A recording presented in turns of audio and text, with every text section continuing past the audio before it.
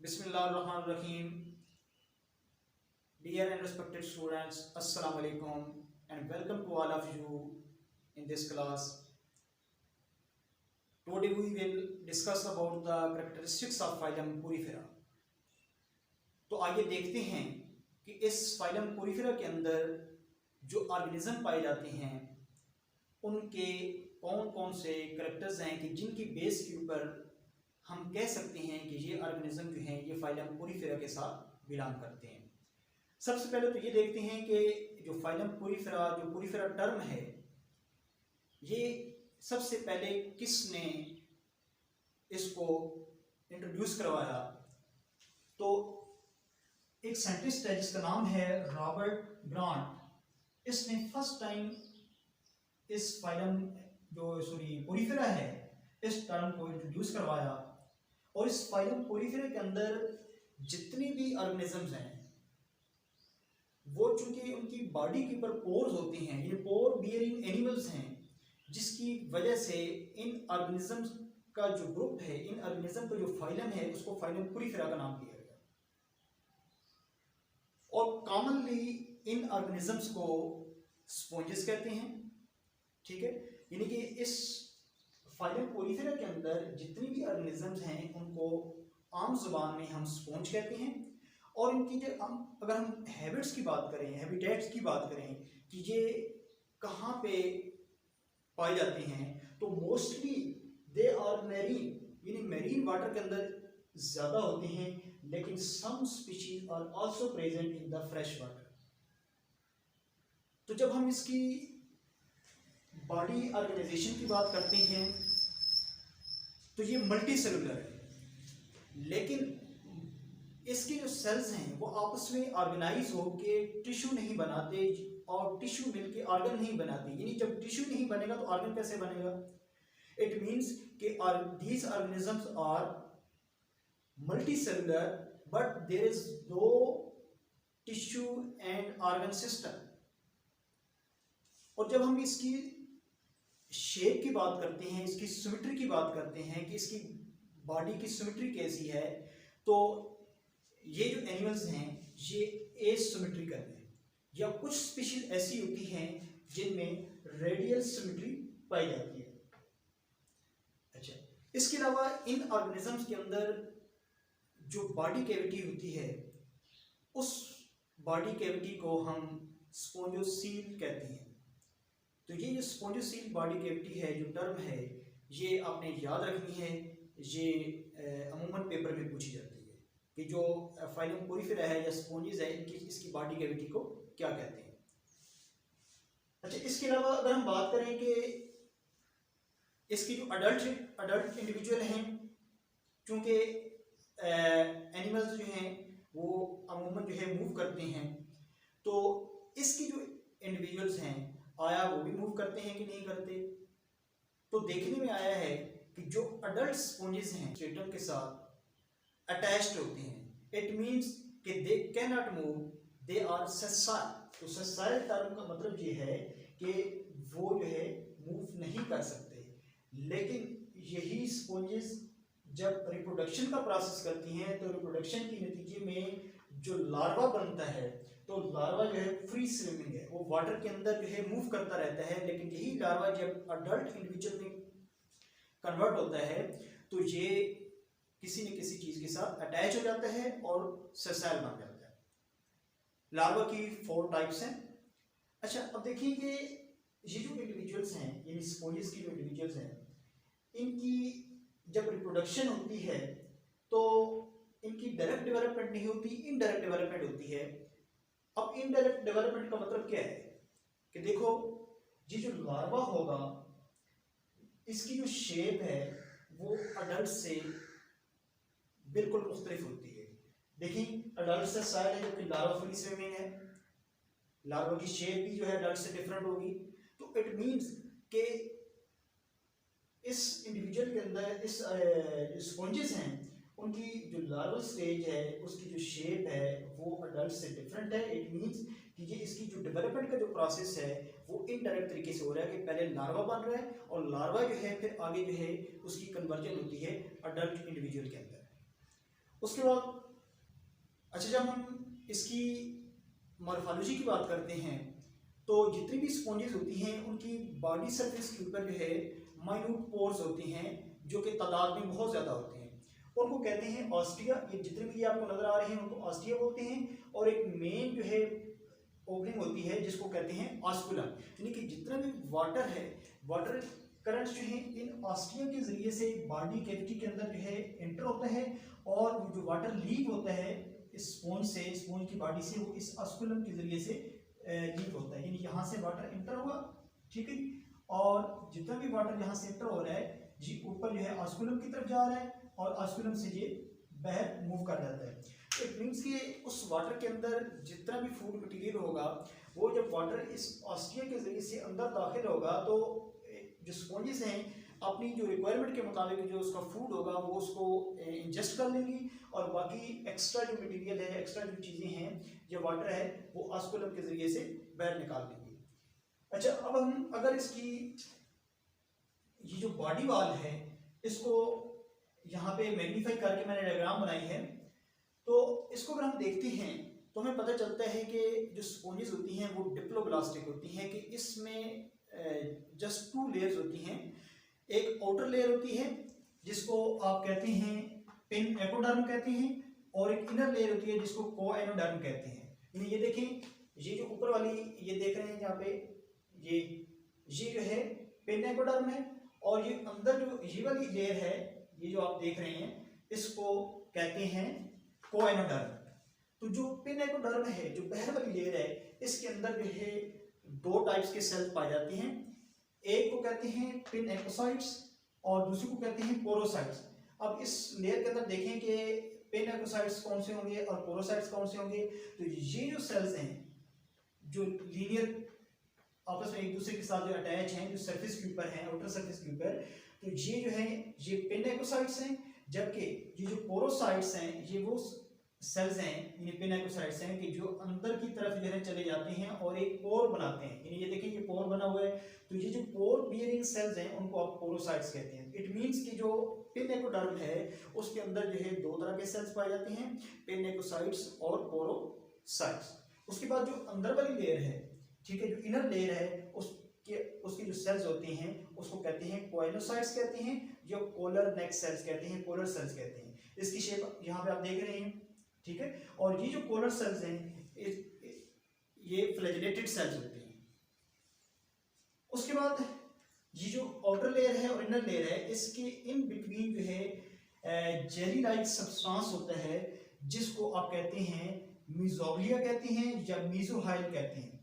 ये जो मीजोग्लिया है या मीजोहाइल है, इसके अंदर जो है एक्चुअली जो है डिफरेंट टाइप्स के अमेबाइड सेल्स होते हैं, क्योंकि ये सेल्स फ्रीली इस लेयर के अंदर जो है वो मूव करते रहते हैं अमेबा की तरह, जिसकी वजह से इन सेल्स को आप अमेबाइड सेल्स कहते हैं। इसके अलावा जो है स्केलेटल एलिमेंट्स होते हैं जिन्होंने इस स्पॉन्जेस की स्केलेटन बनानी होती है।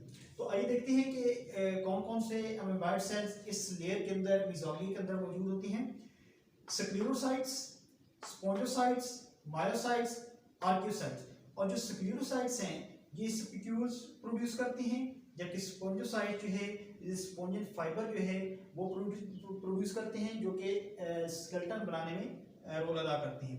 जो मायोसाइट्स हैं ये कंट्रैक्टाइल सेल्स हैं, और ये जो रेगुलेट करते हैं फ्लो ऑफ वाटर को, यानी इसके अंदर जो वाटर का फ्लो है उसको रेगुलेट करने में ये मायोसाइट्स हेल्प करती हैं। और आर्कियोसाइट्स जो हैं ये टोटीपोटेंट इन नेचर होती हैं, कि यानी ये सेल जो है स्पॉन्जेस का किसी भी टाइप का सेल जो है वो बना सकते हैं, किसी भी सेल के अंदर ये चेंज हो जाएंगे। और इनका और काम क्या है आर्कियोसाइट्स के, कि ये फूड को इंजेस्ट करते हैं और डाइजेस्ट करते हैं। इसके अलावा जो है यही आर्कियोसाइट्स जो है गमीट फॉर्मेशन में हेल्प करते हैं। तो ये इसकी स्पॉन्ज की मॉर्फोलॉजी थी कि इसकी सरफेस पर बहुत सारे there are many pores and these pores are called ostia, और there is one main pore that is called osculum. तो जो वाटर करंट जो है जो बॉडी स्पॉन्ज के अंदर इंटर होते हैं उन पोर्स को ऑस्टिया बोलते हैं, और जिस पोर से वाटर जो है वो रिलीज होता है उसको ऑस्कुलम बोलते हैं। और उसकी जो बॉडी वाल है उसमें 2 लेयर्स हैं, पिन एपोडर्म और कोएनोडर्म। पेनेकोडर्म के अंदर दो तरह के सेल्स होते हैं, यानी पेनेकोसाइट्स और पोरोसाइट्स, जो कि ऑस्टिया बनाते हैं, जो पोर्स बनाते हैं, और जबकि जो इनर लेयर है उसमें होते हैं गोइनोसाइट्स होते हैं। और in between these two layer there is a mesoglea, और इस मेसोग्लिया के अंदर बहुत सारे अमीबाइड सेल्स होते हैं और इसके अलावा स्केलेटल एलिमेंट्स मौजूद होते हैं।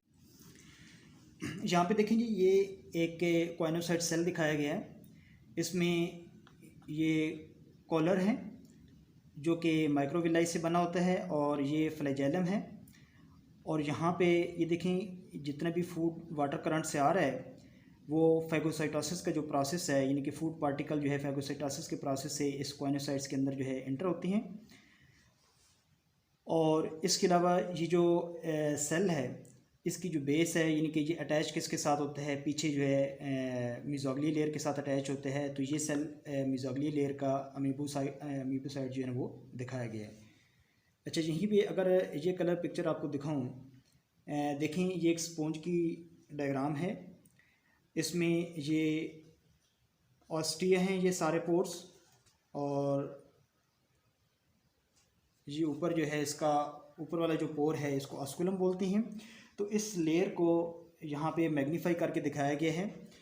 इसमें आप देख रहे हैं कि ये जो सेल्स हैं ये आउटर लेयर है पेनेकोडर्म, ये अंदर वाली लेयर है, और ये इनर लेयर है जो कि मेसोग्लिया जिसको कहते हैं, और ये एक पोर है। तो ये पोरोसाइट सेल हैं और ये पेनेकोसाइट्स हैं, ठीक है। ये कोइनोसाइट्स हैं, इसमें ये कॉलर है और ये फ्लैजेलम दिखाया गया है। और इसके अंदर जो है जो मेसोग्लिया है इसके अंदर डिफरेंट टाइप के सेल दिखाएंगे, जैसे स्क्लेरोसाइट्स है जो कि सिलिका स्पिक्यूल्स रिलीज़ करते हैं, और उसके अलावा अमीबोसाइट्स हैं जो कि न्यूट्रिएंट्स को डिलीवर करते हैं और डिफ्रेंशिएटेड होते हैं to other type of cell. Oocytes हैं इस तरीके से स्पर्म्स होते हैं यहीं पे इस लेयर के अंदर। स्केलेटल एलिमेंट्स में आते हैं स्पोंजिन आते हैं और स्पिक्यूल्स आती हैं। स्पोंजिन जो है एक्चुअली जो स्पोंजियोब्लास्ट सेल्स हैं वो क्या करते हैं कि प्रोटीनेशियस सब्सटेंस सिक्रीट करते हैं, और उनकी सिक्रीशन से एक जो है वो नेटवर्क सा बन जाता है जिनको आप कहते हैं स्पोंजिन। और वो स्पोंजिन फाइबर्स जो हैं वो दो तरह के होते हैं, स्पोंजिन ए एंड स्पोंजिन बी। स्पोंजिन ए जो है एक्चुअली जो है उसके अंदर कोलेजन होते हैं, जबकि स्पोंजिन बी के अंदर जो है स्पोंजिन फाइबर्स जो है वो मौजूद होते हैं। और स्पिक्यूल्स की जब हम बात करते हैं तो इस स्पिक्यूल्स की अंदर जो है डेफिनेट बॉडीज होती हैं जिसके अंदर जो है स्पाइंस मौजूद होते हैं, और इनकी जो स्पाइंस हैं, ये स्पिक्यूल्स हैं, इनको हम मुख्तलिफ कैटेगरी में मुख्तलिफ टाइप में तकसीम कर सकते हैं, लेकिन based on the numbers of axis. अगर हम एक्सिस की बात करें कि आया वो जो है जस्ट 1 एक्सिस है या 2 एक्सिस है या 3 एक्सिस है, कितने एक्सिस हैं, उसकी बेस के ऊपर जो है इन स्पिक्यूल्स को हम कह सकते हैं कि मोनो एक्सॉन, यानी कि एक एक्सिस अगर होगा, ट्राई एक्सॉन 3 होंगे, अगर टेट्रा एक्सॉन यानी कि 4 एक्सिस होंगे तो उनको हम ये कहेंगे। उसके अलावा अगर हम स्पिक्यूल्स की टाइप के ऊपर बात करें रेस के ऊपर कि उसमें नंबर ऑफ रेस कितनी हैं, तो mono actinal, hexa actinal and tetra actinal है। अच्छा, नर्वस सिस्टम ये है कि इसके अंदर as such well developed nervous system नहीं होता, लेकिन कुछ न्यूरोसेंसरी सेल्स जो वो मौजूद होती हैं। और रिप्रोडक्शन की जब हम बात करते हैं तो इसमें सेक्सुअल रिप्रोडक्शन भी होती है और एसेक्सुअल रिप्रोडक्शन भी होती है। तो सेक्सुअल रिप्रोडक्शन जो है बाय स्पर्म और एग होती है, जबकि asexual reproduction by budding and gemmules होती है। तो इसकी और ये हर्माफ्रोडाइट इन नेचर होती हैं। तो इसकी डिटेल जो है मैं अभी थोड़ी देर तक आपको बताता हूँ कि इसकी डिटेल इंशाल्लाह हम पढ़ेंगे। अच्छा, सेक्सुअल रिप्रोडक्शन की बात जब हम करते हैं तो इसमें जो स्पर्म और एग की जो प्रोडक्शन है स्पोंज है वो डिफरेंट टाइम पे करती है। पहले स्पर्म प्रोड्यूस करती है और उसके बाद एग प्रोड्यूस करती है, यानी कि चूंकि एट द सेम टाइम जो है स्पर्म और एग प्रोड्यूस नहीं होते, जिसकी वजह से ये आपस में सेल्फ फर्टिलाइजेशन नहीं हो सकती। यानी एक स्पॉन्ज के स्पर्म होंगे और दूसरे स्पॉन्ज के एग होंगे, तो इस तरह क्रॉस फर्टिलाइजेशन होगी। तो इसमें जो गमीटोजेनेसिस है, ये गमीट बनने का जो प्रोसेस है ये कैसे होता है। एक्चुअली जो कॉइनोसाइट्स हैं, जो सम कॉइनोसाइट्स हैं, वो अपने फ्लैजेला और कॉलर को लूज कर देते हैं और वो बन जाते हैं फ्लैजिलेटेड स्पर्म बन जाते हैं। और कुछ कॉइनोसाइट्स और अमीबाइड सेल जिसमें आर्क्यूसाइट्स हैं, तो ये मियोसिस के रिजल्ट में एग और स्पर्म प्रोड्यूस करते हैं। और फर्टिलाइजेशन कैसे होती है जी? फर्टिलाइजेशन क्योंकि इंटरनल होती है, तो एक स्पॉन्ज के जो स्पर्म प्रोड्यूस होते हैं ठीक है, वो उसकी ऑस्कुलम से लीव करेंगे थ्रू वाटर करंट्स, और फिर ये नेक्स्ट स्पॉन्ज होगी कि जिसके अंदर जो है जो एग मीजोहाइल के अंदर जो है एग पड़ा होता है, मीजोहाइल के अंदर एग मौजूद होता है। तो ये दूसरी जो स्पॉन्ज है उसकी ऑस्टिया के ज़रिए से उस स्पॉन्ज के अंदर जो है ये स्पर्म इंटर होंगे, और जब ये इंटर हो रहे होंगे तो उसकी जो इनर लेयर है उसमें जो कॉइनोसाइट सेल्स हैं उस स्पर्म को ट्रैप कर लेंगे। ठीक है, ट्रैप करके उसके जो स्पर्म का जो फ्लैजेलम है उसको लूज कर देंगे और उसको फर्दर ट्रांसपोर्ट कर देंगे मीजोग्लिया लेयर के अंदर, यानी मीजोहाइल लेयर के अंदर। तो मीजोहाइल के लेयर के अंदर जो है वहाँ पे एग पड़ा होगा, तो ये स्पर्म जो एक स्पॉन्ज से आया था तो ये दूसरी स्पॉन्ज की एग के साथ जो है वहाँ पे आपस में यूनाइट करेंगे और फर्टिलाइजेशन का प्रोसेस हो जाएगा, और इस फर्टिलाइजेशन के रिजल्ट में ज़ाइगोट बनेगा। ज़ाइगोट की फर्दर क्लीवेज होगी, क्लीवेज होके लार्वा बनेगा। तो ये इट मीन्स की जो अर्ली डेवलपमेंट है वो इसी मीजोहाइल या मीजोग्लिया लेयर के अंदर होती है। फिर वहाँ से ये लार्वा जो है वाटर करंट से ऑस्कुलम के जरिए से वाटर के अंदर आ जाते हैं, और वहाँ पे वो फ्री स्विम करता है कुछ दिनों के लिए, और उसके बाद जब लार्वा जो है अडल्ट इंडिविजुअल में कन्वर्ट होता है तो वो किसी न किसी सरफेस के साथ अटैच हो जाता है। एसेक्सुअल रिप्रोडक्शन जो है दो तरह की होती है, यानी या तो गेम्यूल फॉर्मेशन होती है या रीजनरेशन के थ्रू होती है। रीजनरेशन में ये होता है कि स्पॉन्ज जो है उसकी जब टूटती है तो उसकी पीसेस जो है दोबारा रीजनरेट करके एक मुकम्मल जो है स्पॉन्ज बना देते हैं। जबकि जो गेम्यूल फॉर्मेशन होती है, गेम्यूल होता क्या है, एक्चुअली ये रेजिस्टेंट कैप्सूल है जिसके अंदर जो है अमीबाइड सेल्स मौजूद होते हैं। तो जब ये कैसे बनते हैं कि जो पेरेंट स्पॉन्ज है वो जब डाई हो जाती है विंटर सीजन में तो वो अपनी बॉडी से ग्लोम्यूल जो रिलीज करती है, और जब फेवरेबल कंडीशन आती है तो वही जो ग्लोम्यूल है उसके अंदर से जो अमीबाइड सेल्स है वो बाहर आ जाता है एक ओपनिंग से, और उस ओपनिंग को कहते हैं माइक्रोपाइल। तो इस तरह ये अमीबाइड सेल बाहर आके फिर दोबारा जो है एक मुकम्मल जो है वो स्पॉन्ज बना देते हैं। अब इसकी अगर हम एक्सक्रीशन और रेस्पिरेशन की बात करें तो चूंकि इसमें वाटर कैनाल सिस्टम है, वाटर ऑस्टिया के जरिए से स्पॉन्ज के अंदर इंटर होता है और ऑस्कुलम के जरिए से बाहर निकलता है, तो इसका जो क्लोज कांटेक्ट होता है बाकी इसकी जो स्पॉन्ज की बॉडी सेल्स हैं उनके साथ, जिसकी वजह से इसके अंदर जो नाइट्रोजनस बेस्ड मटेरियल है और जो गैस एक्सचेंज है वो इजीली वाटर के अंदर और वाटर से इसके सेल्स के अंदर जो इजीली आ जा सकते हैं, यानी कि और ये जो प्रोसेस होगा जिस प्रोसेस के थ्रू ये जाएंगे उस प्रोसेस को डिफिजन कहेंगे। इट मींस कि जो एक्सक्रीशन है और जो रेस्पिरेशन है वो होती है by the help of diffusion. और कोऑर्डिनेशन इनकी कैसे होती है? वैसे तो जो कोऑर्डिनेशन है जो नर्वस सिस्टम है इसका वेल डेवलप नहीं है, लेकिन कुछ सेंसरी सेल ऐसे मौजूद हैं कि जिसकी वजह से ये कंसिडर किया जा सकता है कि इसके अंदर जो है सेल्स के दरमियान में कोऑर्डिनेशन पाई जाती है। जैसे कि देखा गया है कि जब सुबह का टाइम होता है यानी सनराइज होता है तो उस वक्त जो है क्या होता है कि वाटर सर्कुलेशन मिनिमम होती है, जबकि जैसे जैसे सनराइज जो है जैसे जैसे टाइम गुजरता जाता है यानी कि दिन का टाइम आता है तो उस वक्त वाटर सर्कुलेशन जो है इंक्रीज होती जाती है और फिर सनसेट के बाद जो है फिर ख़त्म हो जाती है। इट मीन्स के लाइट एक ऐसा फैक्टर्स है जो एक्सटर्नल फैक्टर्स है कि जो इसकी जो वाटर सर्कुलेशन है उसके ऊपर जो इफेक्ट हो रही है। तो इट मीन्स कि इसकी जो ऑस्टिया है कि जहाँ से वाटर ने इंटर होना है तो वहाँ पे कुछ ऐसे सेल्स मौजूद होंगे जो लाइट को स्टिमुलाई को सेंस कर रहे हैं, ठीक है।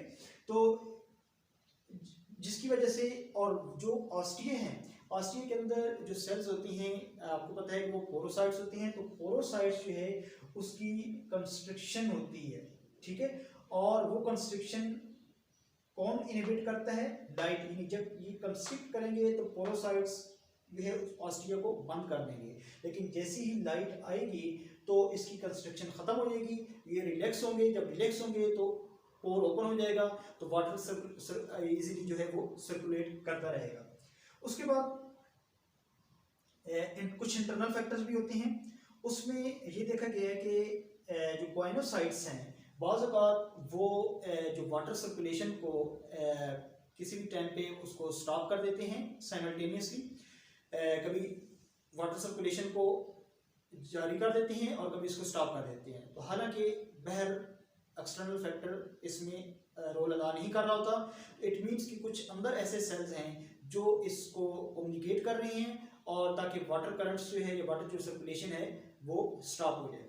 तो उसमें में भी कुछ अमीबाइड सेल्स हैं जो कि केमिकल मैसेजेस या आयन जो है ट्रांसमिट करते हैं जो कि सेल की सरफेस के ऊपर जाते हैं, तो जिसकी वजह से जो कॉइनोसाइट्स हैं प्लस जो पोरोसाइट सेल्स हैं तो वो उनके ऊपर जो है इफेक्ट होता है और वो ऑस्टियो को क्लोज कर देते हैं और इस तरह जो है वाटर की जो सर्कुलेशन है वो बंद हो जाती है और फिर दोबारा यह सिग्नल आते हैं। तो ये रिवर्स प्रोसेस होता है तो वाटर सर्कुलेशन अगेन जो है वो स्टार्ट हो जाती है। जब स्पॉन्जेस की न्यूट्रिशन की बात करते हैं कि ये खुराक क्या लेता है यानी क्या चीज़ें खाता है, तो ये बैक्टीरिया होते हैं माइक्रोस्कोपिक जो है, जितनी भी एल्गीज होती हैं प्रोटिस्ट होती हैं तो वो इसके फूड होती है। और इसके अलावा डिजॉल्व सब्सटेंसेस जो वाटर के अंदर होते हैं वो इसकी फूड होती है। तो जब वाटर करंट्स जो है जब ऑस्टिन के जरिए से स्पॉन्ज के अंदर एंटर होते हैं तो उसमें जो सेल्स इस फूड को इंजेस्ट करते हैं वो सेल्स कौन कौन से हैं जी? वो कॉइनोसाइट्स हैं, पिनेकोसाइट्स हैं। ये कॉइनोसाइट्स कैसे करते हैं कि फूड जैसे ही ऑस्ट्रिया के जरिए से स्पॉन्ज के अंदर एंटर होती है तो जो कॉइनोसाइट्स हैं उस फूड को ट्रैप कर लेते हैं और उसको ट्रैप करके फूड वैक्यूल बना देते हैं, फैगोसाइटोसिस के प्रोसेस से अपनी बॉडी के अंदर ले जाते हैं और वहाँ पे जो लाइसोसोमल एंजाइम्स हैं वो इस फूड पार्टिकल को डाइजेस्ट कर देती हैं। जब यहाँ पे डाइजेशन हो जाती है तो ये जो डाइजेस्टेड फूड है वो फिर अंदर जो मीजोग्लिया लेयर है जहाँ पे अमीबाइड सेल्स मौजूद होती हैं तो वहाँ पे डिफ्यूज़ हो जाती है और ये अमीबाइड सेल जो है ये डाइजेस्टेड फूड को बाकी जो बॉडी पार्ट्स हैं, बाकी जो सेल्स हैं बॉडी स्पॉन्ज के, वहाँ पे डिस्ट्रीब्यूट कर देती है। तो सिमिलरली जो हमारी इसकी स्पॉन्ज की जो पिनेकोडर्म लेयर है, जो ऊपर वाली लेयर है जिसमें पिनेकोसाइट्स होती हैं, तो फूड डायरेक्टली जो है इस पिनेकोसाइट्स जो है उसको फैगोसाइटोज कर लेते हैं और फिर उसको डाइजेस्ट करते हैं। डाइजेशन के बाद जो है जो अंदर मीजोग्लिया लेयर है उसके अंदर इसको ट्रांसपोर्ट करते हैं जो जिसमें अमीबाइड सेल्स होते हैं और उस फूड को बाकी बॉडी सेल्स के तरफ जो है ट्रांसपोर्ट कर देते हैं। इसी तरीके से कुछ डिजॉल्व न्यूट्रिएंट्स होती हैं वाटर के अंदर, वो एक्टिव ट्रांसपोर्ट के प्रोसेस से स्पॉन्ज के सेल्स के अंदर आती हैं और इस तरीके से डिफरेंट सेल्स के अंदर जो है उसकी डिस्ट्रीब्यूशन हो जाती है। अच्छा, हमने इसके तमाम करैक्टर्स पढ़ लिए हैं। अब नेक्स्ट इसकी इंपॉर्टेंस देखते हैं कि इंपॉर्टेंस में इसमें यह है कि एक reduce the turbidity of the water, water की टर्बिडिटी को रिड्यूस ऐसे करती है कि चूँकि वाटर के अंदर जितना भी वेस्ट मटेरियल है, डिट्राइटस मटेरियल है, माइक्रोस्कोपिक ऑर्गेनिजम्स हैं तो वो इसकी फीड होती है तो उनको वो इंजेस्ट कर लेती है जिसकी वजह से वाटर की जो टर्बिडिटी होती है वो रिड्यूस हो जाती है। इसके अलावा यह है कि वॉशिंग पर्पस, बाथिंग पर्पस के लिए यूज़ की जाती है। इसके अलावा साउंड एब्जॉर्प्शन के तौर पे यूज़ की जाती है डिफरेंट बिल्डिंग्स के अंदर। इसके अलावा सर्जिकल ऑपरेशन जब होती हैं तो चूँकि इसकी वाटर एब्जॉर्बिंग कैपेसिटी बहुत ज़्यादा होती है जिसकी वजह से जब ऑपरेशंस किए जाते हैं तो उस वक्त जो एक्स्ट्रा फ्लूइड होता है या ब्लड होता है उसको एब्जॉर्ब करने के लिए, सब करने के लिए इन स्पॉन्जेस को यूज़ किया जाता है।